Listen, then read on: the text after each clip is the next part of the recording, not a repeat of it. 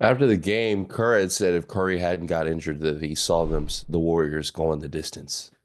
How do you feel about Okay. Um, People are gonna get mad again, but now this is where I again, sadly, have to. Again, I'm just here to create balance in the sports media ecosystem. And if at times that means I have to, as I said, play the Ra's al Ghul role, and I'll do it. I was wrong when I laid out the different ways. Steph Curry, one of the 12 greatest players ever, a face of the league for the better part of a decade, one of the most likable, unique, impactful players of any era. I was wrong when I laid out how the narratives go with him, which is when he has a great game and they look awesome, he's better than Magic, and it's do we need to put him in the GOAT conversation? And when they miss the playoffs or get bounced early, it's we just move on to the next thing. I didn't realize there was a third branch of that tree. And that branch, Demonze, is if they lose without him, it actually helps his GOAT case. Look at what that team looked like without Steph Curry. Wait, why are you Oh, sounding like this is BS? Like this is like that's like what? it does it I mean, does it not make him look better that he's winning like that they did what they did against Minnesota without him? Like I it would have don't looked a lot think different if they had Curry. yeah, again, I guess I'm just, a caveman. Of course they would have looked better with Curry, obviously. I just don't think that getting clocked in round 2 helps your historical hierarchy case. I'm weird like that. The I dude was I hurt. the I understand. I'm not saying it should hurt his case. I'm not saying you ding him, Right, it but should I am lift him not up. going to do what folks are doing already this morning, which is, well, now actually, what Steph was able to do was even more impressive. Steph carrying this team. This team was below 500 before they traded for Jimmy Butler. Like Steph was carrying them to the play-in again, which is where they did end up. And like that again, I like Steph Curry. There's no way not to like Steph Curry. But the Calvin ball of his historical greatness discussions being heads you win, tails his opponent loses is just a sight to be seen. Because at the end of the day, for the and here is the other piece of it that nobody, I think everybody knows, but nobody wants to bring up. Injuries like Jason Tatum's, forget the severity of it, just the way he suffered it, are just horrible, awful luck. Like, there's not, you know what I mean? There's nothing could have been done, right? It was like Paul George in the Olympics or, like one-off flukes, like, damn. Steph Curry's injury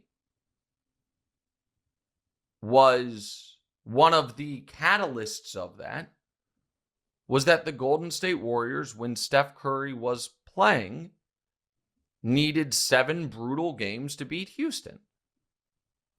And because of that, at age 37, at that workload, at that responsibility, game 1 of this series, he suffered a soft tissue injury. If the team had played better in round 1, I don't think he suffers that hamstring injury. So it all is connected. And so, like, that's not some, like, hot take. That's just obvious. And it's why you don't want to need to go 7 in round 1.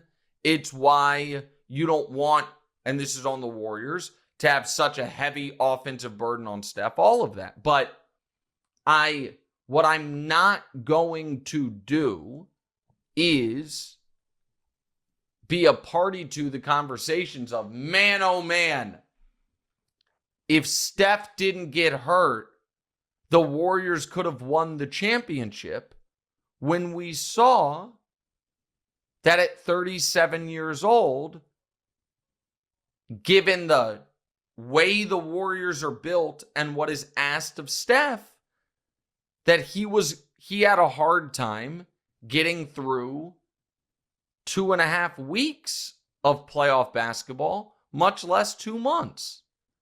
That's not mean. That's not unfair. That's just aging basketball players. Just like it's not mean or unfair to say playoff Jimmy is what I worried it was going to be, which is, he makes surprise cameo appearances and then oddly goes back to being a guy who looks totally disinterested in shooting the basketball. And the idea that playoff Jimmy next year when Steph is 38, when Draymond is 36, when Jimmy is 36, that this Warriors team is all of a sudden going to be in a drastically different spot than it was this year, which is what spot were the Warriors in this year? The only path they had to competing at the highest levels was a Steph Curry save us path, which is a testament to his greatness. And at 37, that is a path he can only walk for a couple weeks at a time. And at 38, we'll see how long. So that is the fair reading of it. The fantastical make-believe reading of it is, man, oh man, if Steph stayed healthy, they could have won the championship. They weren't a good enough team. Like, they needed to be a better team, so they didn't need to ask Steph to do so much, so they wouldn't likely run into some type of Steph Curry either fatigue. 2 years ago, we saw this. It wasn't in the form of an injury. It was in the form of the team's not good enough. Therefore, Steph has to do everything. Therefore, once we get to round 2, he's not fully functional Steph Curry. 2 years ago, they needed 7 to beat Sacramento. Steph in that game 7 scored 50. It's when he's 35, not when he's 37. And it was like, oh my God, look at what Steph Curry did. But the fact that he had to do all of that just to get to round 2 put him in a position where in round 2, he was fine. He was 27 a game on 44% from the field and 34% from 3, which is fine, but not going to be good enough because he fired all his bullets going 34 a game on 49% from the field and 38% from 3 to get out of round 1. So is Steph Curry still good enough to be the best player on a championship team? Yeah. Similar to his old guy brethren, LeBron. Does that team need to be incredibly well constructed and incredibly deep? Because otherwise, he's going to run out of gas. Yeah. should any of this, what happened this season, change in a positive or a negative way how you view Steph Curry historically? Obviously not. Are there going to be a lot of dopey folks that use getting beaten in his team being beaten in round 2 in a wide open postseason as evidence of he's better than Magic Johnson? Yes. And those people are out of their minds. This Again, agenda, man. What agenda? I have an agenda? Go ahead. No, tell me. No, man. I honestly, I don't think they can be like. I really don't even think those two players can be the best player on your team. I think probably it's best off for Steph Curry to be the second best player on his team, and they probably have a better chance of getting a championship. Well, Same with LeBron, honestly. Well, I mean, here's the thing. In a way, what you're saying has been proven out in these playoffs, right? The point I'm making is, I think that what's the right example of the team?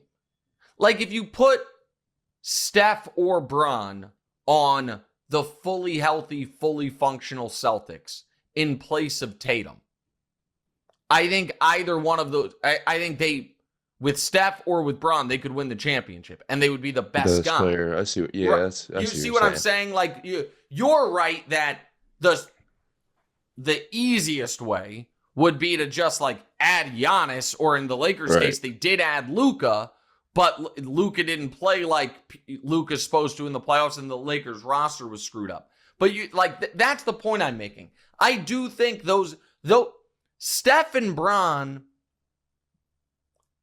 you didn't used to have a perfect roster around them, and you just knew they were, you know what I mean, going to 2 months of high-intensity playoff basketball, no problem. See you at the finish line. It's just a different spot now, and that's the reality of it.